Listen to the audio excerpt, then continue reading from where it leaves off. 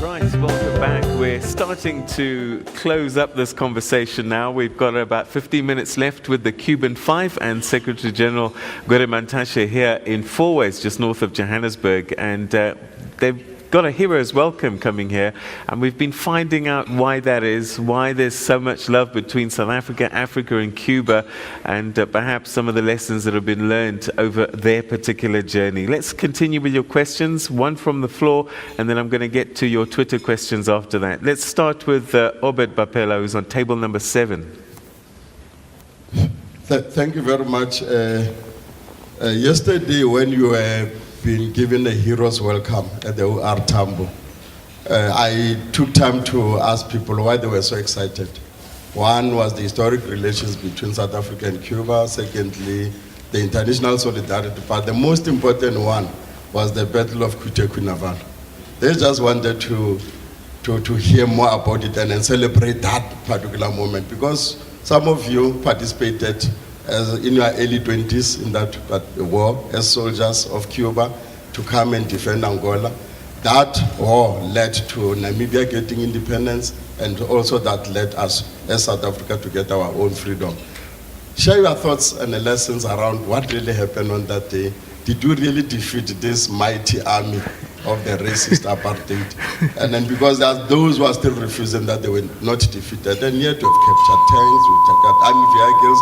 They're still there in the rural town of Cuba in Angola, left there as they were running away. Can you share your thoughts with us about that? Okay. Who was there?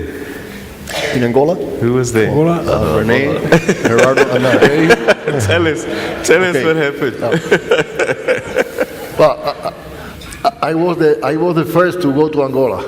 I went 1977. For us, it was the spirit of the times. I mean, going to Angola was like following on the steps of our fathers, our uncles. The Cuban solidarity with Africa started very early after the revolution. If I remember correctly, it was when in Nigeria, 1963, the first group of doctors and also military people, when the Morocco aggression against Algeria. And we developed that sense of solidarity to Africa. We have to remember that back then, I mean, colonialism was the scourge of the world. And I don't have to explain why here. I mean, it's the fact that a bunch of countries divided Africa like it was a cake and decided to take a part each. It challenges humanity. And we learned that from the revolution. When I was explaining earlier about that process, I was remembering one of the Cuban heroes that I most admire, who was a black Cuban. He was very young before the revolution. I'm talking about Victor Dreke, who went to half of Africa. And I read a book from him, and he said, as a black Cuban on the 50s, the only idea that I have from about Africa came from Tarzan movies. And then came that revolution in Cuba, and everything changed. And the Cubans, all of us, changed. And for us, coming to Africa was a natural thing. Our generation just wanted to come here and do something against colonialism. And I have to say that, personally speaking, the experience here in Africa was a big help when I had to face then the experience in the U.S., because it made me grow a lot. I learned a lot from your history, from your people, from dealing with the poor people in Angola, the neighbors that I had there, and it was a great experience for us. And then coming here and having this welcome, well, it reinforces the sense that we did the right thing. And it reinforces the sense that together, South Africans, Namibians, and Angolans, and Cubans, we changed the world for better in a short period of time. And it give me a sense of accomplishment that I'll take with me until I die. Okay. Here's a Twitter question from William Mabuela, who says, please ask the Cuban Five where to from here as a team. You guys have been stuck together for years and years and years. What happens now? we will be the Five forever. That's to say. Yeah. And then we got some commitment. We got some agreement between us. Especially, don't think about what we did. Think about what we have to do and our responsibility in the future. And we will keep together, be critic one to another, and stay, with to be better every day too, because that's what we did in prison. Okay. So All we right. will be the Five. You've written some books. Is there a story coming out of here? Tell us a little bit about Books, Yeah, poems. yeah, poems. Yeah. Yeah, it happened just after they arrested me. I never wrote poem before, and I started writing poem when they put us in isolation for 17 months. And if I knew that some of those poems would be published, I might never wrote any poem. But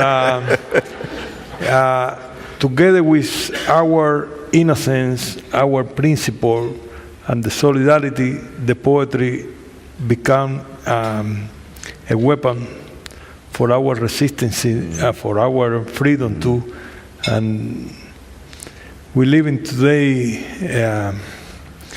we see something happen with our writing and poem that, but it's what Rene was saying, it's what you have inside. It's not one poem that take about, all the poem is about love, about friendship, nothing about prison. So Okay.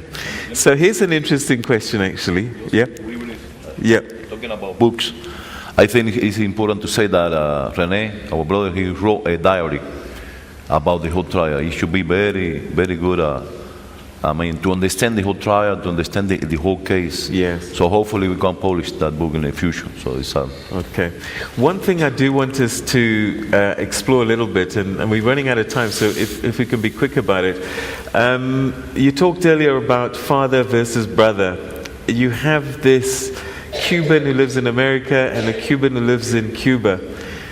The economic blockade is going to go at some point. How do you reunite all the Cubans after this?